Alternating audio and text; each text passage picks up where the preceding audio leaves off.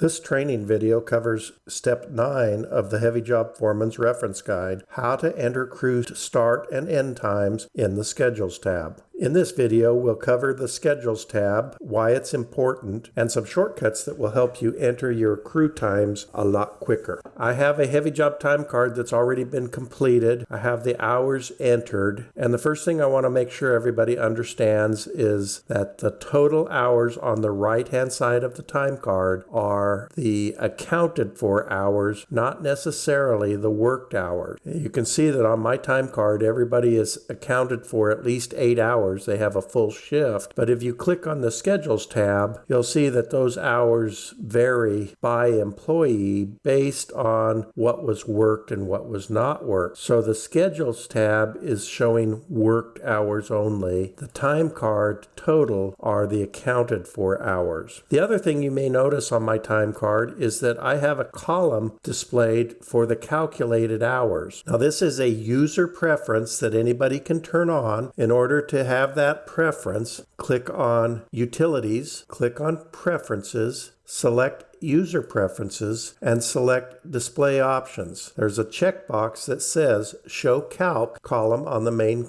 time card tab. Make sure that's checked, and you will see that calculated hour column show up. And this can be helpful for some foremen because it may be easier to go ahead and fill out your schedule first before you enter any employee hours, and you will already have the calculated hours for each employee. So if you correctly fill out their schedule and then come back to the main screen of your time card, you can enter your hours and you can visually check right as you're entering the hours that they're matching the calculated. If you go about it the other way, if you want to put the entered hours on first, that's fine. We'll go ahead and click on the Schedules tab and we'll look at the process for entering the schedule. Completing the schedule on a time card is a minimum expectation for every Granite employee that fills out a time card. It's important for us to track accurately each employee's start time, stop time, their lunch start, their lunch stop, and for some locations also indicate whether or not breaks were allowed.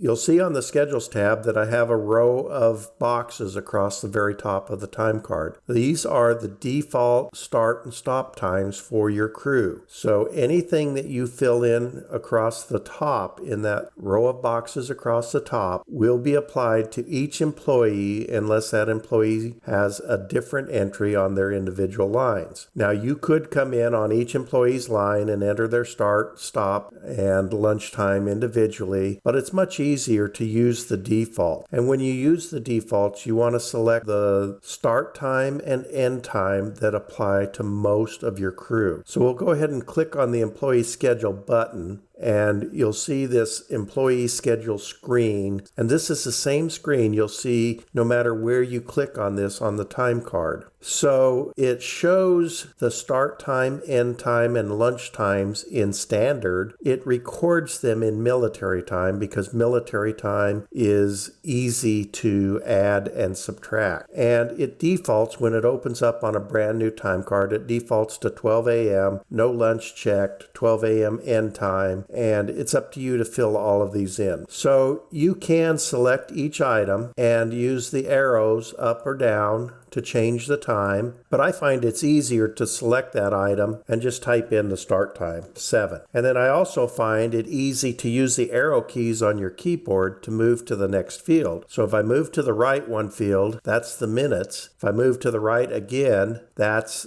the AM, PM. So you can quickly go through these. If I set my start time at 7 a.m., I'll set my end time at 3, move to the right, type in 30, move to the right. Up or down arrow will change AM to PM. So my end time is 3:30, and you can see that HeavyJob has already filled in the military time for both the start and stop time, and it has calculated the worked hours. Now my crew took lunch, so I will check the lunch box, and I need to change my lunch start time to 11 a.m. and the end time to 11 4:30 a.m. And you can see that I now have entered 7 a.m. start, 3:30 end time. We took a half-hour lunch, and I'm going to say for each employee that they were at least given the opportunity to take a break. Some locations require you to fill in the breaks, other locations don't, but we'll look at it this way with the yes for each break, that they were given the opportunity to take a break. Now, I could say okay here, and it will just fill that information in those defaults across the top. But here's where I want to show you the best shortcut in the system. On this employee schedule, once you have this schedule set, you want to come down and say save schedule and give it a name. I'm going to give it a name that means something to me. So it will be a 7 a.m. 8 hours. And that's the code, so to speak, the schedule name. And then down in the description, I can say 7 a.m. start, 8-hour day. Something that makes sense to me. Click OK, and you'll see a message that says schedule saved successfully. Say OK. So the next time that you open the employee schedule box and you see all the default 12 p.m. times with nothing calculated, very quick, come down and load a schedule. I'll pick the 7 a.m. 8-hour start and say OK, and it will apply that schedule across the defaults for me. And as soon as I click down in the time card or click the word calc, HeavyJob will enter those calculated hours in that calculated column. If I go to the main tab on the time card, you'll see that those now show up also on the main tab. It is a minimum expectation that, along with completing the schedule for every employee and completing it accurately, the calculated and entered time must match for each employee. So I'll start going through this and I'll start correcting these whenever the calculated and entered don't match. The first employee on the list is the foreman, and I can click in any of the boxes on that foreman's line. It doesn't matter, lunch, start shift, end shift, and click the 3-dot button, and it will bring up that same schedule that I just filled out on the default box. All I need to do here is change the foreman's end time to 4:30. So now if I click anywhere else, it calculates 9. I say OK, and my calculated and entered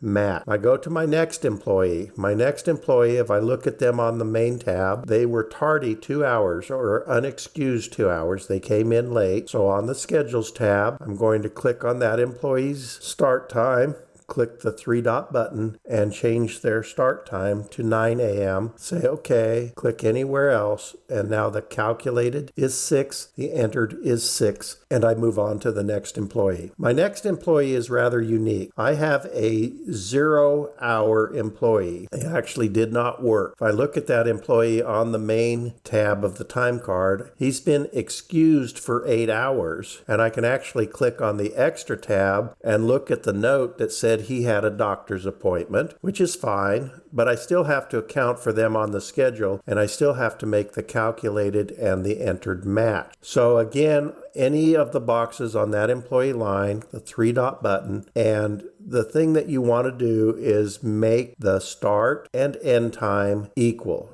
So if the start time is 7 a.m., I'm going to make the end time 7 a.m. And I'll show you something here because this will catch a lot of you. I'll just uncheck the lunch box, and you think that's going to be okay. It calculates to 0. We'll say okay, and we'll look at that. And if you notice what happens, HeavyJob calculated his worked hours to 23 and a half. The reason that it did that is because for that employee's lunch, because the box is blank, it's using that half hour that's in the default. And it's saying he started at 7 a.m., worked 24 hours to the following day at 7 a.m., and took a half-hour lunch. In order to correct that, you need to also set the lunch times equal. So if I set the lunch start and stop equal to each other, calculate 0, say OK, and now my calculated and entered match for that employee. What you want to do once you create this first 0 hour, you want to go down and save that schedule as a 0 hour schedule. Tap on the Save Schedule button, give it the name 0 hour, and say OK. And the next time, if there's nothing here and you need to adjust that 0 hour employee, 3-dot button, load schedule, 0 hour, OK, OK.